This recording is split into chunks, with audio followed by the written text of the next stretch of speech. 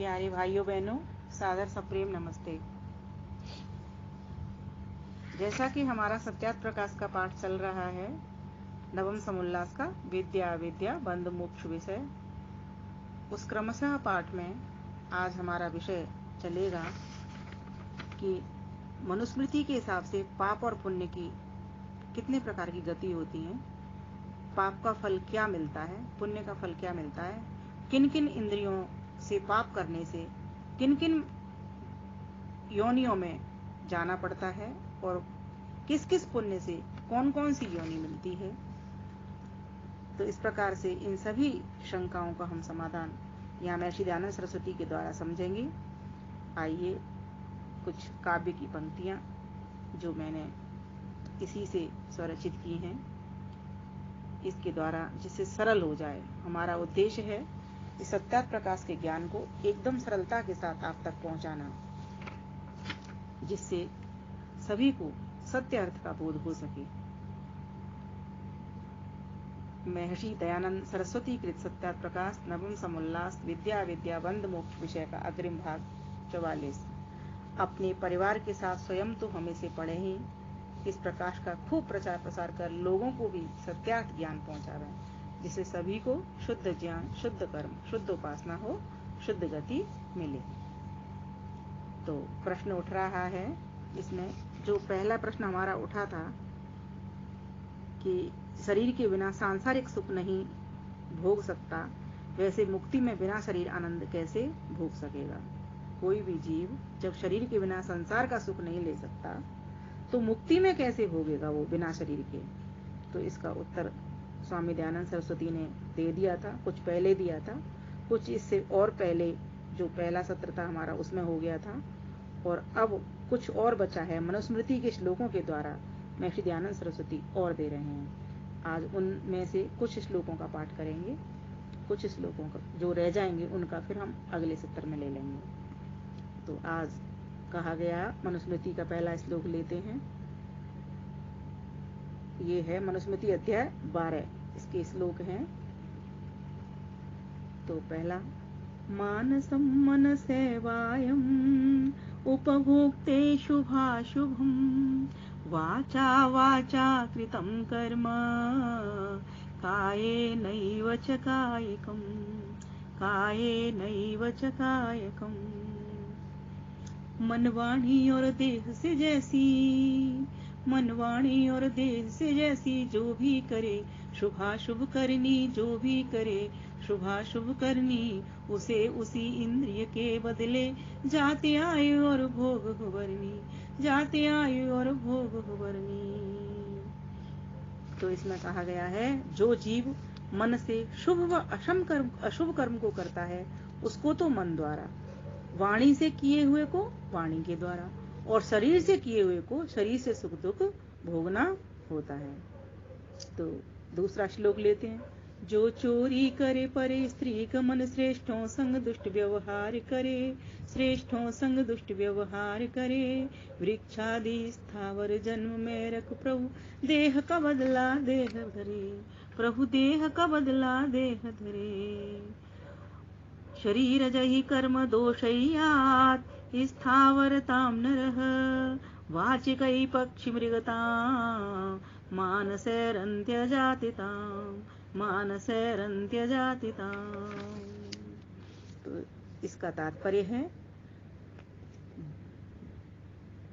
जो नर शरीर से चोरी करता है, पर स्त्री गमन करता है, श्रेष्ठों को मारने आदि दुष्ट कर्म करता है, उसको तो परमात्मा वृक्ष आदि स्थावर का जन्म दे देते हैं, और जो वाणी से पाप कर्म करता है तो उसको पक्षी बना देते हैं और मृग आदि पशु बना देते हैं, तथा जो मन से दुष्ट कर्म करता है उसको चांडाल या शूद्र जन्म में शरीर दे देते हैं, शरीर में भेज देते हैं।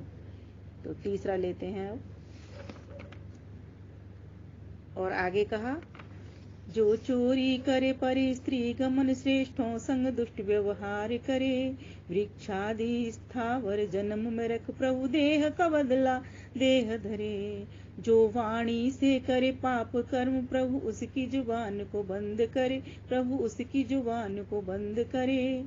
अगले जन्म में पक्षी मृगाल तन दे कर दंड विधान करे, तन दे कर दंड विधान करे। मन से किए दुष्ट कर्मों का, मन से किए दुष्ट कर्मों का, फल चांडाल शूद्र घर हो, फल चांडाल शूद्र घर हो। इस तरह जिस इंद्रिय से जो कर्म, फल उस अनुरूप ही देता प्रभु, फल उस अनुरूप ही देता प्रभु। जो गुण जैसा जिस देह अधिक, वह गुण उस जीव को करे सदृश, वह गुण उस जीव को करे सदृश। उसके अनुरूप ही कर्म चले, त्रिगुणी प्रकृति जिम्मेवार करक, त्रिगुणी प्रकृति जिम्मेवार करक।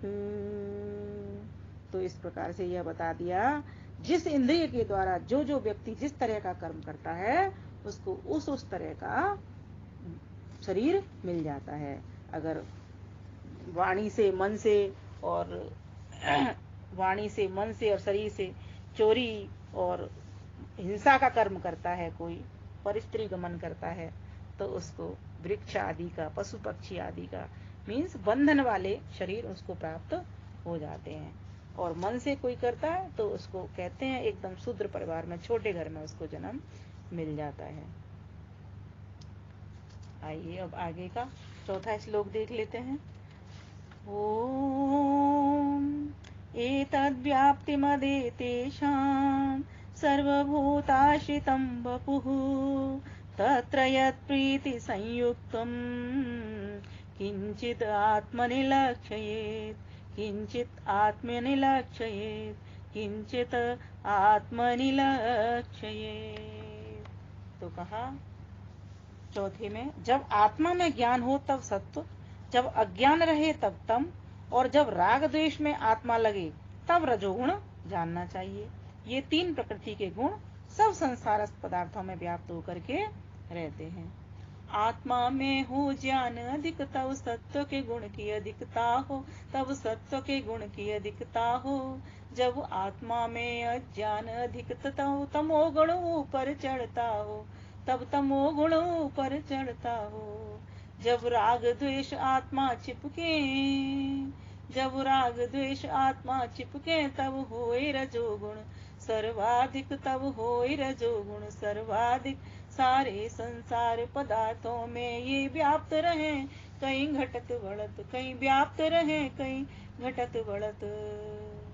तो इस प्रकार से यह हमें बता दिया कि किस प्रकार से प्रकृति आत्मा के ऊपर अपना प्रभाव दिखाती है। अगर सतोगुण होता है अधिक, तो कैसा हो जाता है वो व्यक्ति, ज्ञान वाला हो जाता है, ज्ञान बढ़ जाता है उसका, और उसके रजोगुण तमोगुण दब जाते हैं। और जब तमोगुण बढ़ जाए तो समझो वो अज्ञानी व्यक्ति है, उसका अज्ञान बढ़ा हुआ है, अज्ञानी व्यक्ति का तमोगुण चढ़ा हुआ रहता है। और जब राग द्वेष बढ़ जाए तो समझ लें इसका मन चंचल है, और वो कैसा रहता है, फिर रजोगुण वाला कहा जाता है।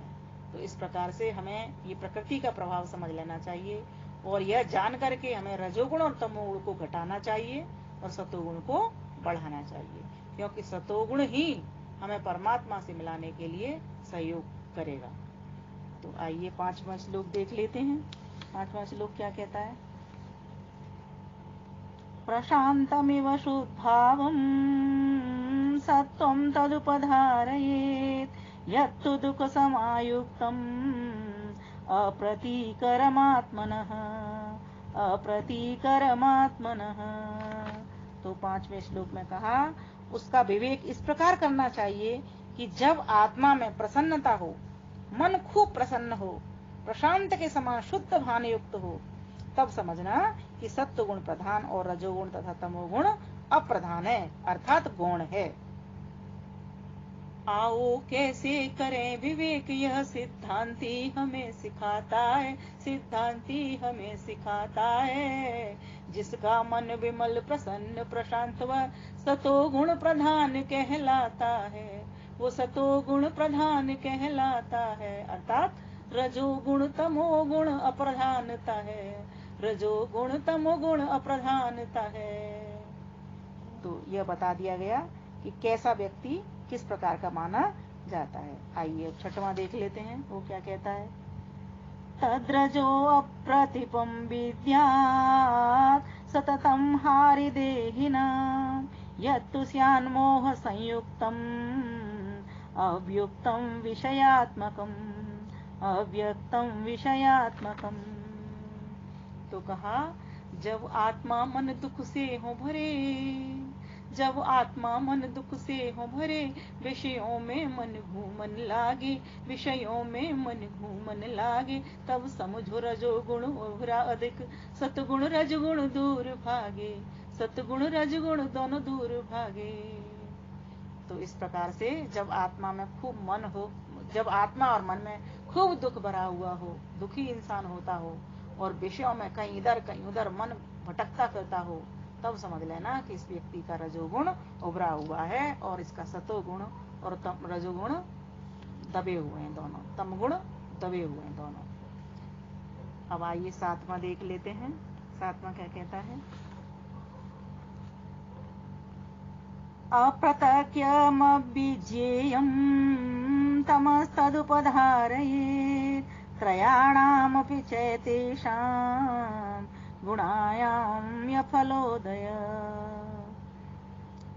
ॐ यत्तु स्यान्मोहसंयुक्तम् अव्यक्तं विषयात्मकम् अप्रतर्क्यम् अव्यज्येयं तमस्तत् उपधारयेत् तमस्तदुपधारयेत्। तो इसमें साथ में कह दिया गया इसमें कि जब मोह अर्थात सांसारिक पदार्थों में फंसा हुआ आत्मा और मन हो, जब आत्मा और मन में कुछ विवेक न रहे, विषयों में आसक्त, तर्क वितर्क रहित, जानने के योग्य न हो, तब निश्चय समझना चाहिए कि इस समय मुझ में तमोगुण प्रधान और सतोगुण तथा रजोगुण अप्रधान है। इस प्रकार से हमें इन रजोगुण, तमोगुण और सतोगुण तीनों को समझ करके रजोगुण और तमोगुण को दूर करना चाहिए और सतोगुण को बढ़ा लेना चाहिए। तो इसका आइए इसको और सरलता से समझते हैं। जब मोह से ग्रसित अविद्यारत कोई नहीं विवेक संज्ञान रहे, कोई नहीं विवेक संज्ञान रहे, तब समझो तमोगुण पसरा है, सतरज दोनों प्रधान रहे, सतरज दोनों प्रधान रहे। इस तरह ऋषि ने कर्म व्यवस्था मनुस्मृति के द्वारा कही, मनुस्मृति के द्वारा कही। आत्मा पर प्रकृति का प्रभाव किस तरह जीव की क्या हो गति, किस तरह जीव की क्या हो गति। ये सतोगुण, रजोगुण और तमोगुण तीन प्रकृति के अपने स्वभाव, तीन प्रकृति के अपने स्वभाव। यह मिली भगत त्रिचोर जान, उत्कृष्ट मध्यम निम्न धरे प्रभाव, उत्कृष्ट मध्यम निम्न धरे प्रभाव, उत्कृष्ट मध्यम निम्न धरे प्रभाव। तो इसको सुनिएगा और सुन करके इसको गुनिएगा, इससे लाभ उठाइएगा, इस ज्ञान के द्वारा शुद्ध कर्म में उतरिएगा और परमात्मा की भक्ति के द्वारा मोक्ष की प्राप्ति के लिए संकल्पबद्ध होकर के ईश्वर की उपासना करने में लग जाना होगा। आओ हम सभी चलते हैं मोक्ष के द्वार, जिससे होगा परमात्मा से प्यार। ओम शांति शांति शांति। धन्यवाद। नमस्ते।